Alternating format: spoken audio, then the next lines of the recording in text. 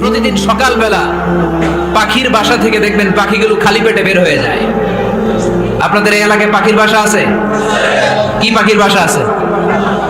হ্যাঁ, সব পাখি আছে। তো সকালবেলা দেখবেন পাখির বাসা থেকে পাখিগুলো খালি পেটে বের হয়ে যায়। বিকেল বেলায় পাখিগুলো ওদর পূর্তি করে পেট ভর্তি করে আবার পাখির নিড়ে ফিরিয়ে দেয় কে? কারণ পাখিগুলো তাওয়াক্কুল করেছে কার উপর? পাখিগুলো তাওয়াক্কুল করে যদি পাখির নিড়েই বসে থাকতো, ওদের পেটে খাবার আসতো? কথা বলেন। বিশ্বনবী এটাই বললেন, তাবদু খিমাসান ওয়া তারুহু বিতানান। তোমরা যদি পাখির মতো তাওয়াক্কুল করো, মানে আল্লাহর উপর তাওয়াক্কুল করে জমিনে বের হয়ে যাও, তোমাদেরও রিজিকের দায়িত্ব নিয়ে নিবে কে? সকালবেলা প্রতিটা পাখি না খেয়ে বের হয়ে যায়। একটা পাখির পেটের ভেতরে কোনো দানা পানি নাই, কিন্তু আল্লাহর উপর তাওয়াক্কুল করে পাখিগুলো যখন বের হয়ে যায়, বিকেল বেলা পেট ভর্তি করে ওদর ভর্তি করে আবার পাখির নিরে পাখিগুলোরে ফিরিয়ে দেয় কে? পাখিগুলো কি আমাদের মতো খাবার জমা করে রাখতে পারে? আমরা তো 7 দিনের বাজার একবারে করে ফ্রিজে রাখি। পাখিদের ফ্রিজ আছে না? আছে। আমাদের অতিরিক্ত টাকা হলে আমরা ব্যাংকে ব্যালেন্স করে রাখতে পারি, অ্যাকাউন্ট করে রাখতে পারি। পাখিরাও তো অ্যাকাউন্ট করে রাখে না? না, প্রতিদিন না খেয়ে বের হয়। কালকে ওই পাখিটা কি খাবে, কোন জায়গা থেকে তার রিজিকের ব্যবস্থা হবে, আল্লাহ ছাড়া কেউ জানে। এটার নাম তাওয়াক্কুল। এটার নাম কি? আমাদের সাধ্যের, আমাদের ক্যাপাসিটি, আমাদের ক্যাপাবিলিটির সবটুকু করে আমরা তাওয়াক্কুল করি একজনের উপর। চিল্লায় বলেন তিনি কে? এজন্য ইসলাম আমাদেরকে শিখায়, সালাত যখন শেষ বের হয়ে যাও, কাজে নেমে পড়ো। কাজে কোনো লজ্জা নাই, পরিশ্রমে কোনো লজ্জা আছে? যিনি রিক্সা চালায় এতে তার কোনো লজ্জা আছে? দিনমজুর, কুলি, ঠেলা গাড়ি চালায়, ছোট্ট ব্যবসা করে, এতে কোনো লজ্জা আছে? লজ্জা নাই। খেয়াল রাখবেন, লজ্জা হচ্ছে অলসতায়। লজ্জা কিসে? বিষ্ণু ঈসা ইসলাম বলেছেন, মা আকালা আহাদুন তুআমান ক্বাত্তু খায়রুম মিন আইয়াকুলা মিন আমালি ইয়াদি। নিজ হাতে উপার্জিত খাবারের চেয়ে, অর্থের চেয়ে শ্রেষ্ঠ খাবার পৃথিবীর কোনো মানুষ কোনোদিন ভক্ষণ করে নাই। চিল্লায় এখন সুবহানাল্লাহ। শ্রেষ্ঠতম খাবার নিজ হাতে উপার্জিত খাবার। ঘাম জড়িয়ে যে অর্থ উপার্জন করা হয়, যে ইনকাম করা হয়, এটা হালাল। আর হালাল খেয়ে দোয়া করলে কবুল করে কে? এজন্য খেটে খাওয়া মানুষ, শ্রমজীবী মানুষ আর মেহনতি মানুষদেরকে বিশ্বনবী খুব ভালোবাসতেন। তারা বিশ্বনবীর বন্ধু আর বিশ্বনবী ছিল তাদের বন্ধু। সুবহানাল্লাহ পড়েন। এত ভালোবাসতেন বিশ্বনবী খেটে খাওয়ার মেহনতি মানুষদেরকে। সব সময় বিষ্ণু ইসলাম তাদের জন্য দোয়া করতেন। এজন্য যারা খেটে খায় তারা কপালওয়ালা, তারা মুস্তাজাবুদ দাওয়া। তারা কি? মুস্তাজাবুদ দাওয়া মানে এমন ব্যক্তি যে ব্যক্তি দোয়া করতে দেরি হয় কিন্তু দোয়া কবুল হতে দেরি হয় না। আপনারা এখানে ব্যবসা করেন কে কে? দেখি তো হাত তুলেন তো। ব্যবসা, মাশাআল্লাহ, অনেক ব্যবসায়ী আছে তো দেখি। আচ্ছা, হাত নামান। চাকরি করেন কে কে? চাকরি,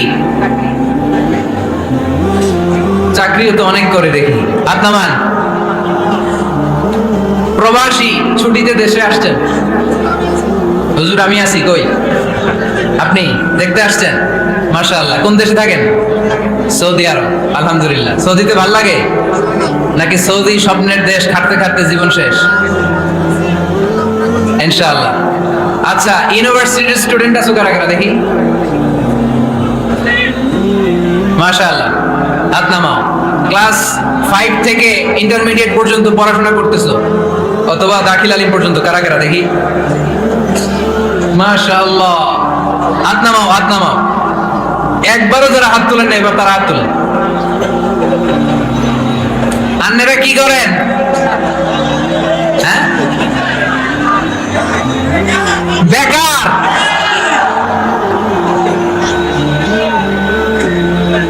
বাংলাদেশে চাকরির বাজার খুব মন্দা, ঠিক কিনা? বাংলাদেশ ইন্ডিয়াতে চাকরি পেতে অনেক কষ্ট। সামান্য একটা পদের জন্য যেখানে চেয়েছে ক্লাস 8 পাস, এখানে ডবল মাস্টার ডিগ্রি অ্যাপ্লাই করছে কয়েক লক্ষ। এজন্য আমাদেরকে উদ্যোক্তা হতে হবে। You have to be the entrepreneur. আমাদের উদ্যোক্তা দরকার, বেশি বেশি নতুন নতুন উদ্যোক্তা। নিজেই এমন আইডিয়া নিয়ে আসবে যে আইডিয়া বিক্রি করে, দুর্দান্ত আইডিয়া দিয়ে তুমি পুরো দেশ কাঁপিয়ে দিতে পারো। পারা যাবে না লক্ষ্মীপুরের ছেলেরা?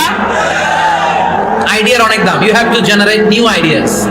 নতুন নতুন আইডিয়া এনে মানুষ গোটা বিশ্বকে তাক লাগিয়ে দিচ্ছে। এই যে গত কয়েক বছর আগে কারের একটা রাইড চালু হয়েছে, নাম হয়েছে উবার। কি নাম? ঢাকায় যারা চলাফেরা করেন তারা হয়তো চড়েছেন, উবারের নাম শুনছেন না? এই উবার কোম্পানি কি করে জানেন? নিজেদের ব্যবসা নাই, পুঁজি নাই, পাত্তি নাই, অফিস নাই, কিচ্ছু নাই, কোটি কোটি টাকা হাতায় নিচ্ছে, just idea, just they are generating new ideas. নতুন নতুন আইডিয়া দিয়ে গোটা বিশ্ব কাঁপিয়ে নিয়েছে একটা মোবাইল অ্যাপস এর মাধ্যমে। কিসের মাধ্যমে? Mobile apps. একটা কোম্পানি খুলেছে, গোটা বিশ্বের সব প্রাইভেট কারওয়ালারা ওইখানে রেজিস্ট্রেশন করে আপনি মোবাইলে কোথায় যাবেন, কোত্থেকে যাবেন লিখবেন, গাড়ি আপনার বাড়ির সামনে এসে হাজির। তার একটা পার্সেন্টেজ ওই উবার কোম্পানি পায়। ইউনাইটেড স্টেটস অফ আমেরিকার একটা স্টেট আছে সান ফ্রান্সিসকো, ওইখান থেকে শুরু করছে। 775টা সিটিতে ওদের অপারেশন আছে। বাংলাদেশে ঢাকাতেও আছে, আমি মালয়েশিয়াতে থাকি, ওখানেও আছে, ওখানেও আমরা চড়ি। প্রায় 63টা দেশে ওদের কাজ বাজ আছে। গত বছরে 2018 সালে ওদের প্রফিট ছিল, রেভিনিউ ছিল 11.27 billion US dollar, 11.27 US billion dollar. Just they are selling their ideas. নতুন নতুন আইডিয়া দিয়ে গোটা বিশ্ব কাঁপাচ্ছে।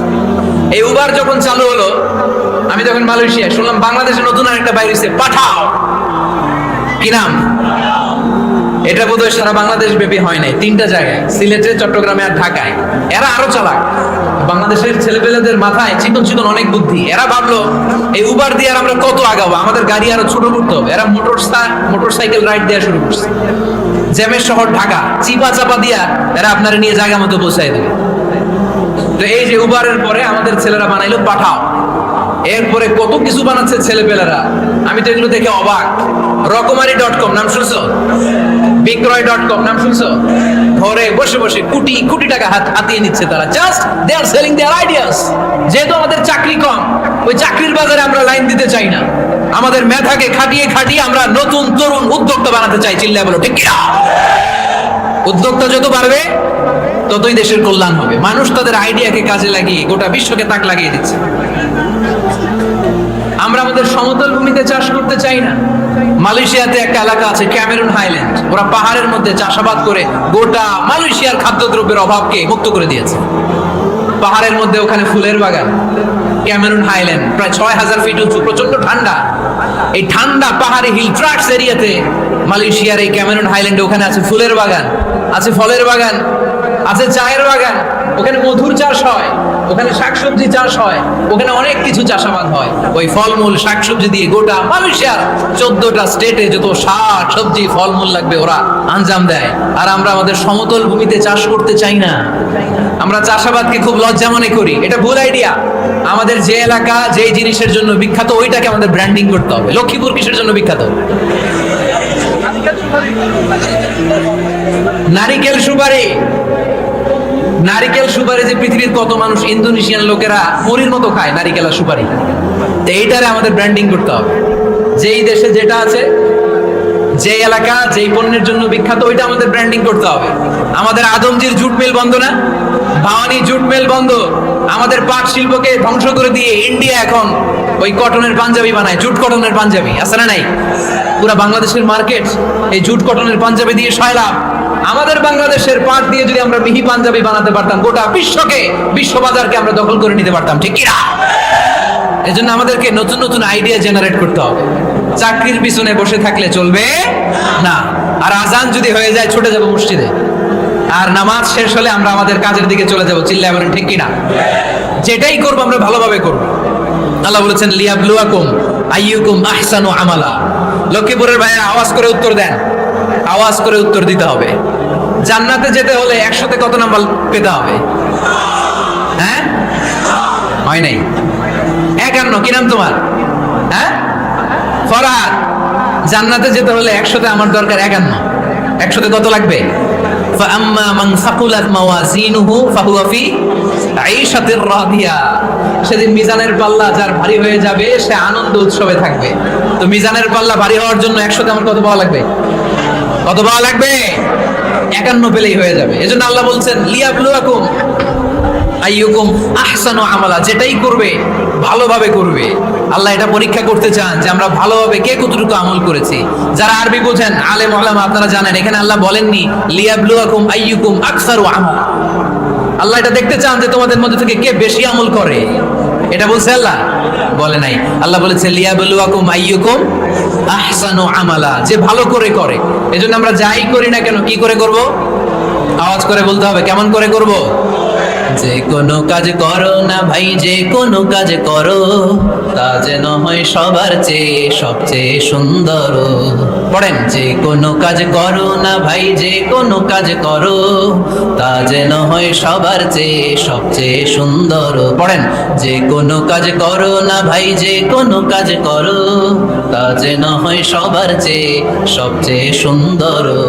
হোক না সেটা পড়া লেখা, রঙের ভাষায় ছবি আঁকা। পড়েন, হোক না সেটা পড়া লেখা, রঙের ভাষায় ছবি আঁকা, হোক না সেটা সামান্য কাজ কিংবা মহত্তর, তা যেন হয় সবার চেয়ে সবচেয়ে সুন্দর।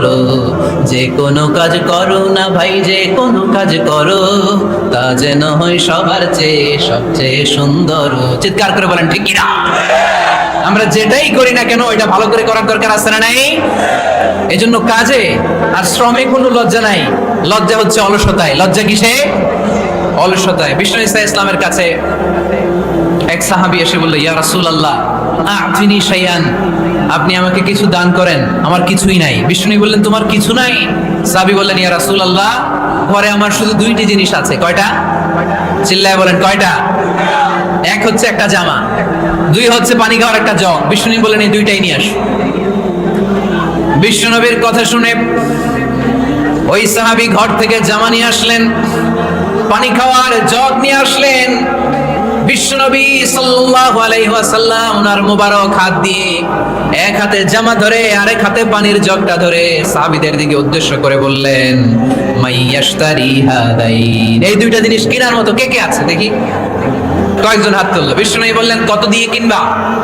এক সাহাবী বলে, ইন্নী আশতারিহিমা বিদিরহাম, ও নবী যদিও এগুলো আমার দরকার নাই, কিন্তু আপনি যেহেতু নিলামে ডাক তুলেছেন, ইয়া রাসূলুল্লাহ ইয়া হাবিবাল্লাহ, আপনার সম্মানে আমি 1 দিরহাম দিয়ে দুইটা জিনিস কিনে নেব। 1 দিরহাম, একটা জামা, একটা পানি খাওয়ার জগ, দাম কত? 1 দিরহাম। বিষ্ণু বললেন, না না, 1 দিরহাম তো অনেক কম হয়ে যায়, মাইয়াজিদু আলা যালিক, এর চেয়ে বেশি দামে কে কিনবা? আরেক সাহাবী হাত তুলে বলতে লাগলো, ইয়া রাসূলুল্লাহ ইয়া হাবিবাল্লাহ ওয়া ইন্নী আশতারিহিমা বিদিরহামাইন, আমি এই জামাটার পানি খাওয়ার জগটা 1 দিরহাম নয় 2 দিরহামের বিনিময়ে কিনতে চাই। বিষ্ণু ইসলাম ওই সাহাবাকে দিয়ে দিলেন।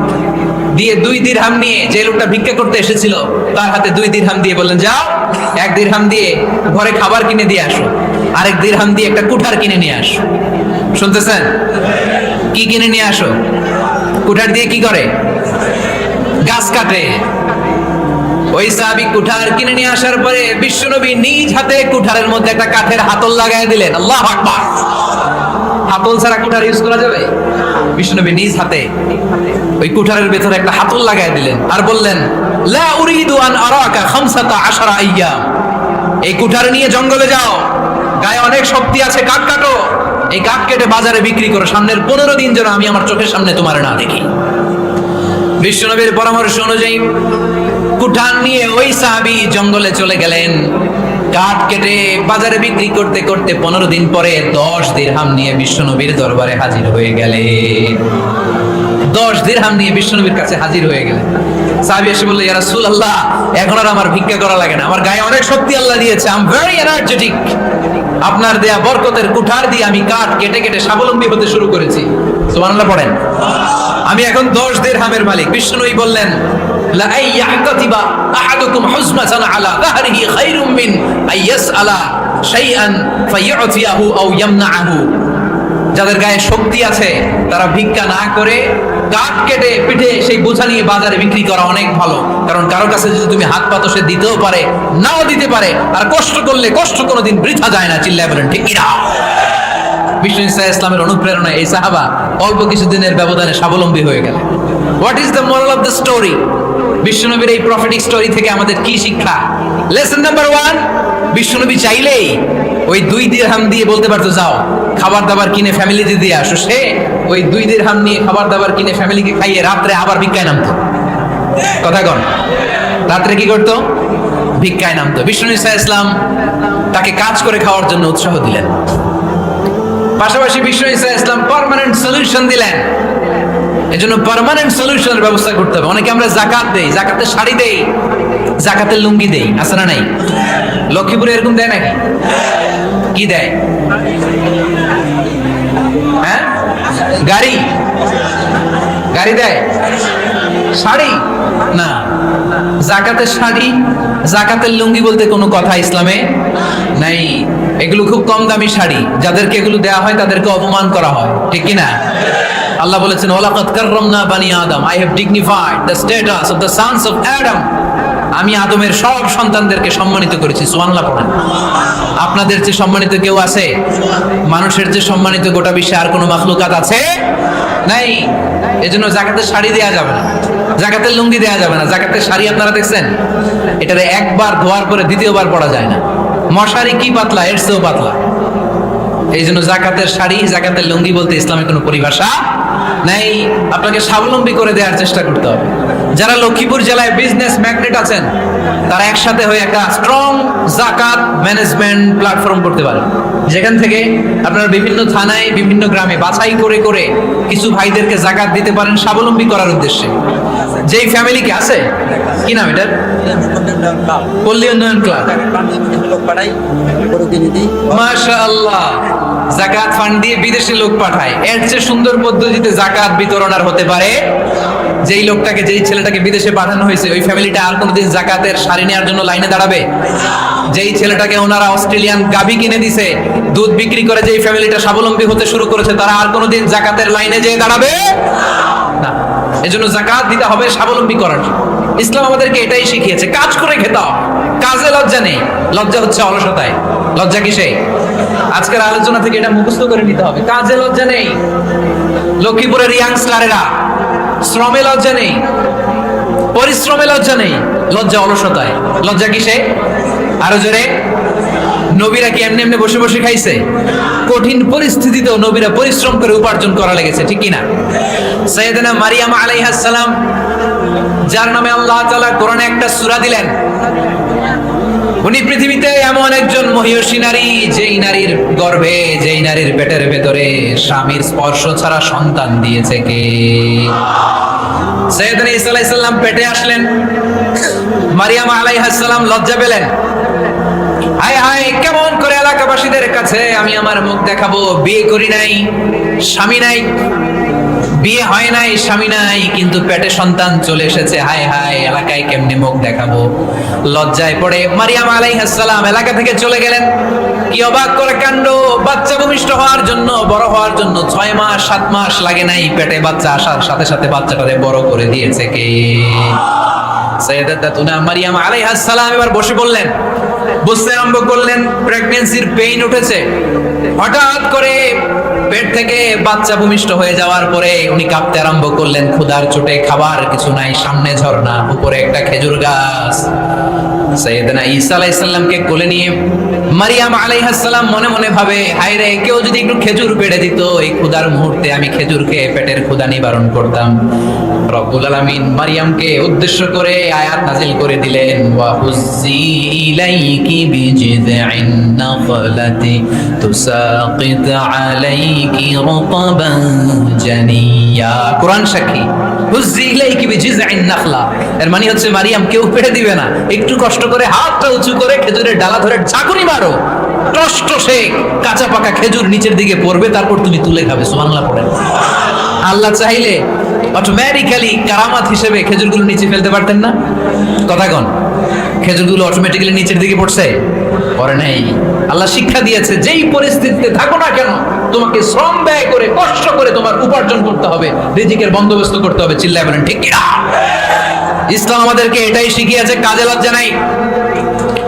আবার বিষ্ণু বললেন, ইন খামাতিস সাআ ওয়া ফি ইয়াদি আহাদিকুম ফাসিলাতুন, তোমাদের কারো হাতে যদি একটা চারা বীজ থাকে, সে যদি দেখে কিয়ামত হতে শুরু করেছে, ফাইন ইসতাতাআ আইয়াগরিসাহা ক্বাবলা আন তাকুমাস সাআ ফালইয়াগরিসহা, কারো হাতে একটা চারা বীজ নিয়ত করেছে, চারা বীজটা রোপণ করবে, ইন দা মিন টাইম দেখলো কিয়ামত হতে শুরু করেছে, বিশ্বনবী বললেন, যদি তোমার সুযোগ থাকে কিয়ামত হওয়ার আগে চারা বীজটা রোপণ করে দাও। কথা বুঝতে পেরেছেন? আপনার হাতে একটা চারা বীজ, আপনি প্ল্যান করেছেন এই চারা বীজটা রোপণ করবেন। ইন দ্য মিন টাইম দেখলেন কি হওয়া শুরু হয়েছে? ইদা জুলজিলাতিল আরদু জিলজালাহা, দ্য বিগেস্ট আর্থকোয়েক, ভূমিকম্প শুরু হয়েছে, কিয়ামত হয়ে যাবে। বিষ্ণু বললেন কিয়ামত হইতেছে ওদিকে, আর তোমার হাতে যদি চারা বীজ থাকে দেরি করো না, কিয়ামত তোমার কাছ পর্যন্ত আসার আগে সুযোগ পেলে চারা বীজটা রোপণ করে দাও।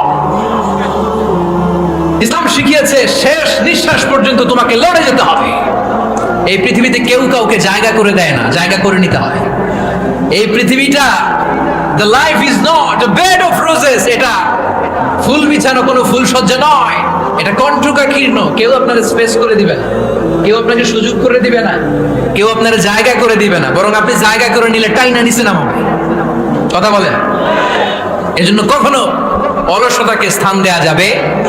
রাসূল বাত্তালি দুকানু শয়তান, অলস মস্তিষ্ক শয়তানের আড্ডা। অলস যদি কেউ থাকে এটারে টেনে বেঁধে কাজে নামাবে, পারা যাবে? আলহামদুলিল্লাহ লক্ষ্মীপুরে এরকম অলস ছেলে পেলে নেই, আছে। আমরা আজকে অলসতাকে নো বলে যাবো এই মাহফিল থেকে। অলসতাকে আমরা কি বলবো? আওয়াজ করে বলতে হবে, অলসতাকে কি বলবো আমরা? আবু বকর অনেক বড় ব্যবসায়ী ছিলেন, ওনার নিজ টাকা দিয়ে হাবাসা থেকে আসা সাইয়েদনা বেলালকে তিনি 20,000 স্বর্ণ মুদ্রা দিয়ে উমাইয়া ইবনে খালাফের কবল থেকে তিনি মুক্ত করেছেন। সাইয়েদনা উসমান যুন্নুরাইন বড় ব্যবসায়ী ছিলেন, নিজের টাকা দিয়ে মদিনার মুসলমানেরা পানি খেতে পারে না, বীরে রুমা নামে একটা কুয়া ছিল, এই কুয়ার মালিক ছিল ইহুদি। মুসলমানেরা পানি খেতে গেলে এসে বকা দিত, পানি খেতে দিত না। বিশ্বনবী বললেন আমার সাহাবীদের মধ্যে এমন কি কেউ নাই নিজের অর্থায়নে বীরে রুমা কিনে মুসলমানদেরকে দিয়ে দিবে? সাইয়েদনা উসমান যুন্নুরাইন বলল ইয়া রাসূলুল্লাহ, আপনার খেদমতে আমি হাজির। মুহূর্তের মধ্যে সাইয়েদনা উসমান যুন্নুরাইন নিজের অর্থায়নে বীরে রুমাটা কিনে মুসলমানদের জন্য সদকা করে দিয়েছে। তো ব্যবসা না করলে, কর্মঠ না হলে, উপার্জন না হলে সদকা করা যাবে? চিল্লায় বলেন করা যাবে? সুনানে তিরমিজির বর্ণনা, বিষ্ণু ঈসা ইসলাম মক্কা থেকে যত সাহাবারা হিজরত করে মদিনায় এসেছে, মদিনাতে কোন না কোন সাহাবার সাথে বিশ্বনবী ভ্রাতৃত্বের বন্ধনে আবদ্ধ করে দিয়েছে। সুবহানাল্লাহ পড়েন। এজন্য মক্কা থেকে যারা এসেছে এদেরকে বলে মুহাজির, এদেরকে কি বলে? আর মদিনায় যারা ছিল এদেরকে বলে আনসার, এদেরকে কি বলে? আওয়াজ করে উত্তরে দিবেন। মক্কা থেকে যারা এসেছে তাদের নাম, আর যারা মদিনার সাহাবী তাদের নাম আনসার। আজকে এই মাহফিলে লক্ষ্মীপুর এর বাইরে থেকে কারা কারা আসছেন দেখি?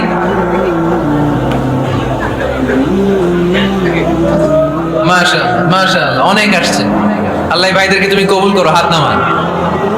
এই যে লক্ষ্মীপুরের বাইরে থেকে যে ভাইরা আসছে তারা লক্ষ্মীপুরের মেহমান, ঠিক কিনা? মক্কা থেকে হিজরত করে যে সমস্ত সাহাবারা এসেছিল তারা ছিল মদিনার মেহমান। বিশ্বনবী এক এক মক্কার সাহাবীকে মদিনার এক এক সাহাবীর সাথে ভ্রাতৃত্বের বন্ধনে আবদ্ধ করে দিলেন। আব্দুর রহমান ইবনে আউফ রাদিয়াল্লাহু তাআলা আনহু, ওনার সাথে ভ্রাতৃত্বের বন্ধনে যে সাহাবীকে বিশ্বনবী আবদ্ধ করে দিলেন ওনার নাম হচ্ছে সাআদ ইবনে রাবিয়া। কি নাম? মদিনার অনেক বড় ব্যবসায়ী। বিশ্বনবী বললেন ও আব্দুর রহমান ইবনে আউফ, সম্পদ ছেড়ে দিয়ে, পরিবার ছেড়ে দিয়ে, স্থাবর অস্থাবর সব ছেড়ে দিয়ে আল্লাহ রাসূলের ভালোবাসায় মক্কা থেকে মদিনায় এসেছো। মদিনায় তোমার চিন্তা নাই, সাদ ইবনে রবিকে আমি তোমার ভাই বানিয়ে দিলাম। সাদ ইবনে রবি তোমার আপন ভাইয়ের মতো। সাদ ইবনে রবি বলল আব্দুর রহমান, জীবনে তোমারে কোনোদিন দেখি নাই, তোমারে আমি চিনি না, তোমার নাম শুনি নাই, কিন্তু বিশ্বনবী তো তোমার দায়িত্ব আমাকে দিয়েছে। আমার যে বড় ধনী এই মদিনার মধ্যে দ্বিতীয় কেউ নাই। আজ থেকে তুমি আমার ভাই, আজ থেকে তুমি আমার কি? আল্লাহ আমাকে যত সম্পত্তি দান করেছে তার অর্ধেক সম্পত্তি আমি তোমার নামে দিয়ে দিলাম। ও আব্দুর রহমান ইবনে আউফ, শুধু তাই নয়, রব্বুল আলামিন আমাকে 2 জন স্ত্রী দিয়েছে। কয়জন? তুমি দেখো আমার কোন স্ত্রীকে তোমার বেশি ভালো লাগে, যার নাম তুমি বলবে সাথে সাথে আমি তারে তালাক দিয়ে দিব। তার ইদ্দত পালন শেষে তুমি তাকে বিয়ে করে তোমার সাথে নিয়ে যাবা। সুবহানাল্লাহ। কারণ বিশ্বনবী তোমার দায়িত্ব আমার কাছে দিয়েছে, তুমি আমার ভাই। আমি মদিনার সবচেয়ে বড় ধনী, আমার অর্ধেক সম্পদ আমি তোমারে দিয়ে দিব। আমার 2 স্ত্রীর 1 স্ত্রীকে তোমারে দিয়ে দিব। সাইয়েদনা আব্দুর রহমান ইবনে আউফ এই কথা শুনে অবাক হলেন। অবাক হয়ে উনিও এক অবাক কথা বললেন। উনি বললেন, লা হাজাতা লি ফি ইয়া আখি, ও আমার প্রাণের ভাই, তোমার কথা শুনে আমার হৃদয়টা ভরে গিয়েছে, কিন্তু তোমার সম্পদেরও দরকার আমার নাই, তোমার স্ত্রীরও দরকার আমার নাই। বারাকাল্লাহু ফি মালিক ওয়া লি আহলিক, আল্লাহ তোমার মালেও বরকত দেখ, তোমার সম্পদেও বরকত দেখ, তুমি শুধু একটু কষ্ট করবা। কি কষ্ট? দুল্লানি আলা সুক, show me the way to the market. তুমি মদিনায় কোনো মার্কেট আছে কিনা, শপিং মল আছে কিনা, ব্যবসা প্রতিষ্ঠান আছে কিনা আমারে দেখায় দাও। সুবহানাল্লাহ। আমরা হইলে কি করতাম? লক্ষ্মীপুরে যারা আসছে এদের একজনের যদি বলা হয়, ভাই আপনি এখন থেকে লক্ষ্মীপুরের ভাই, আমার অর্ধেক সম্পদ আপনারা দিয়ে দেব, কি করবে? পায়ের উপর পা তুলে খাবে আর বলবে কি আনন্দ আকাশে বাতাসে, ঠিক কিনা? এরপর যদি বলি, ভাই আমার দুই বউ যেটারে সুন্দর লাগে বলেন তালাক দিয়ে দেই, নিয়ে যান, কি বলবে? কি আনন্দ আকাশে বাতাস। আল্লাহ রাসূলের সাহাবী আব্দুর রহমান ইবনে আউফ বললেন, লা হাজাতা লি ফি, আমার দরকার নাই। দুল্লানি আলা সুক, just show me the way to market, এখানে মার্কেট কই আছে দেখায় দাও। অবাক হয়ে গেলেন সাদ বিন রবি, বললেন, ও আব্দুর রহমান ইবনে আউফ, ঠিক আছে তুমি যদি নিতে না চাও তোমারে আমি জোর জবরদস্তি করব না। শুনে রাখো, মদিনাতে ইহুদিদের কয়নুকার একটা বাজার আছে। এই কথা বলার সাথে সাথে আব্দুর রহমান ইবনে আউফ চলে গেলেন। এর পরের দিন অল্প কিছু পনির আর ঘি দিয়ে ব্যবসা শুরু করলেন। পনির আর ঘিয়ের ব্যবসা করতে করতে করতে করতে ব্যবসায় তিনি এত লাভ করলেন, উনি বললেন, আমি যদি কখনো মদিনার বালুর মধ্যে হাত দিতাম, ওই বালুটারও সোনা বানায় দিত কে? দুল্লানি আলা সুক। লক্ষ্মীপুরের কর্মঠ যুবক ভাইরা, এই আব্দুর রহমান ইবনে আউফ আমাদের প্রেরণা। উনি অন্যের ঘাড়ে পাড়া দিয়ে খেতে চায় নাই, আরেকজনের উপর ডিপেন্ডেন্ট বা নির্ভরশীল হতে চায় নাই। তিনি স্বাবলম্বী হওয়ার শিক্ষা লেসেন কিয়ামত পর্যন্ত গোটা বিশ্বের যুবকদের জন্য রেখে গিয়েছে। চিল্লায় বলো ঠিক কিনা?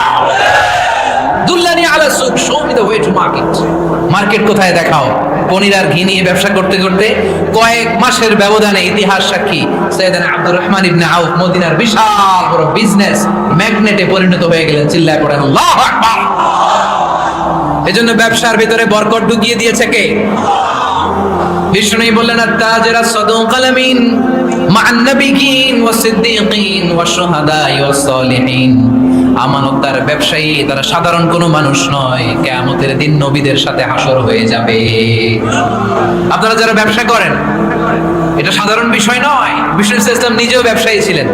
ওনার জীবনের প্রথমে তিনি খাদিজা রাদিয়াল্লাহু তাআলা আনহার ব্যবসার স্টাফ হয়ে কাজ শুরু করেছেন, এরপর নিজে ব্যবসা শুরু করেছেন।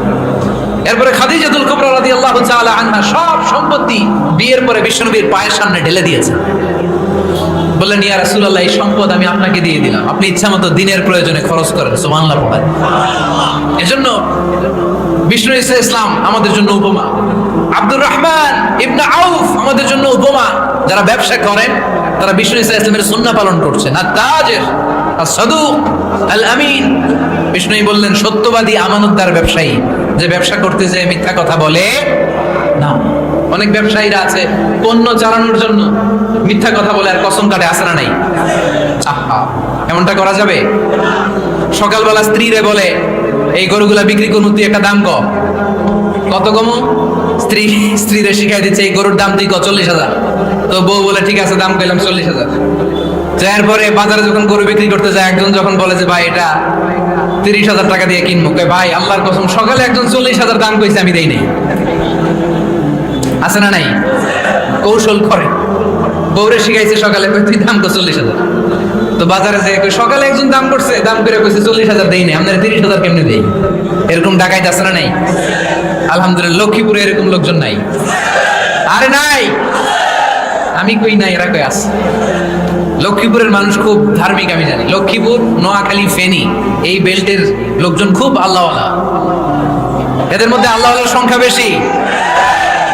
এখানে আলেম ওলামা বেশি, এখানে মসজিদ মাদ্রাসা বেশি। এই জন্য এই জেলাগুলোতে আল্লাহর রহমতও বেশি। আল্লাহ তুমি এই জেলার ছেলেপেলেদেরকে, এই জেলার লোকদেরকে তুমি কবুল করো, মা বোনদেরকে তুমি কবুল করো। সম্মানিত ভাইয়েরা, এজন্য আজকের মাহফিল থেকে আমরা যেটা শিখলাম সেটা হচ্ছে, পরিশ্রমে কোনো লজ্জা আছে? আমরা কাজ করে খাবো, ঠিক কিনা? Never under estimate any job. যুবক ভাইয়েরা, লক্ষ্মীপুরের যুবক ছেলেরা শুনতেছ? এরকম আওয়াজ করতে হবে, কান খাড়া করে শুনো। Never under estimate any job. কোনো চাকরিকে ছোট করে দেখা যাবে whether it's small or big, you don't care. এটাতে কেয়ার করা যাবে না। ছোট্ট চাকরি পাইলে ঢুকে যাবা, বড় অফার আসলে পরে ঢুকবা। এটা ছোট কাজ, এটা হোটেলের ওয়েটার, এটা ছোট্ট স্টাফ, এটা কেরানি না, কাজ কাজই। কাজের মধ্যে কোনো ছোট বড় নাই। খেটে খাওয়া মানুষকে বিশ্বনবী অনেক সম্মান করতেন। বিষ্ণু ইসা ইসলাম খেটে খাওয়া মানুষদেরকে এত ভালোবাসতেন, বিদায় হজের মতো এত গুরুত্বপূর্ণ ভাষণও এই মেহনতি মানুষদের কথা বাদ যায়নি। সুবহানাল্লাহ পড়বেন না? দিনটা ছিল জুমাবার। বিষ্ণু ইসা ইসলাম আরাফাতের ময়দানে দাঁড়িয়ে ঐতিহাসিক একটা ভাষণ দিলেন। এই ভাষণের নাম হলো বিদায় হজের ভাষণ। এই বিদায় হজের ভাষণেও খেটে খাওয়া মানুষের কথা বিশ্বনবী বাদ দেয় না। বিষ্ণু বলেছেন, আরিক্কাকুম, খবরদার, অধীনস্থ কর্মচারীদের সাথে খারাপ আচরণ করো না। আতঈমুহুম মিম্মা তাকুলুন ওয়াকসুহুম মিম্মা তালবিসুন। খবরদার, মনে রেখো, তোমরা যা খাবে তোমাদের অধীনস্থ কর্মচারীদেরও তা খাওয়াবে, তোমরা যা পড়বে তাদেরও তা পড়াবে। বিশ্বনবী শেষ নিঃশ্বাস ত্যাগ করে যাওয়ার আগে যেই কয়েকটা কথা বলেছিলেন তার মধ্যে মেহনতি মানুষদের জন্য কথা আছে না? বিষ্ণু ইসলাম যখন শেষ নিঃশ্বাস ত্যাগ করবেন তিনি বলেছিলেন, আসসালাত আসসালাত, উম্মতেরা নামাজ নামাজ নামাজ ছেড়ে দিও না, নামাজ তরক করো না, নামাজ কাজা করো না। আর বলেছিলেন, ওমা মালাকাত আইমানুকুম, অধীনস্থ কর্মচারীদের সাথে খবরদার খারাপ আচরণ করো না। যারা কর্মচারীদের সাথে খারাপ আচরণ করে, যারা মানুষের কাছ থেকে শ্রম নিয়ে কাজ করিয়ে টাকা দেয় না, কিয়ামতের দিন তাদের বিরুদ্ধে মামলা দায়ের করবে কে? কে করবে? হাদিসে কুদসি সাক্ষী বিষ্ণু ইসলাম বলেন, আল্লাহ তাআলা ফরমান, আনা খাসমুহুম সালাসাতুন আনা খাসমুহুম ইয়াউমাল কিয়ামা। তিন শ্রেণীর ব্যক্তির বিরুদ্ধে আল্লাহ বলেন, আমি নিজেই কিয়ামতের দিন মামলা দায়ের করব। I will be against them in the day of judgment. Three categories of people, I will be against them in the day of judgment. তিন শ্রেণীর লোক কিয়ামতের দিন তারা ছাড় পাবে না। আল্লাহ বলেন, আমি নিজেই তাদের বিরুদ্ধে মামলা দায়ের করব। এর মধ্যে এক শ্রেণীর লোক হচ্ছে রাজুলুন ইস্তাআজারা জিরান ফাসতাউফা মিনহু ওয়া লাম ইয়াতি আজরা। একজন শ্রমিক ভাড়া করে তার কাছ থেকে কাজ নিয়েছে কিন্তু তার পারিশ্রমিক আদায় করে নাই। এরকম আছে না নাই? দাপট দেখায়, দাপট দেখায় ইউনিভার্সিটির ক্যান্টিনগুলোতে। ইউনিভার্সিটির ক্যান্টিনে যে খায় মাগার বিল দেয় না, এরকম টাকায় আছে না নাই? চায়ের দোকানে চা খায় আগে পরে দিমু, বিল দেয় না, আছে না নাই? দোকানে যে পণ্য কিনে বিল দেয় না, পরে দিমু, আছে না নাই? কিয়ামতের দিন আল্লাহ তোরে মাস্তানি ছুটাবে, চিল্লা এখন ঠিক কিনা? আনা খাসমুহুম, আমি নিজেই তাদের বিরুদ্ধে মামলা দায়ের করব। কথাটা কার? এজন্য বিষ্ণু বললেন, খবরদার, মেহনতি মানুষ, খেটে খাওয়া মানুষ, এদের দোয়া কবুল হয়ে যায়।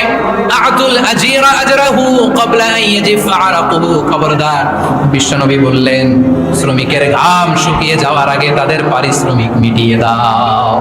বিশ্বনবীর বিখ্যাত হাদিস, আতুল আজিরা আজরাহু ক্বাবলা আন ইয়াজিফা আরাকুহু। শ্রমিকের ঘাম মাটিতে লাগার আগে, শুকিয়ে যাওয়ার আগে তাদের পারিশ্রমিক মিটিয়ে দাও।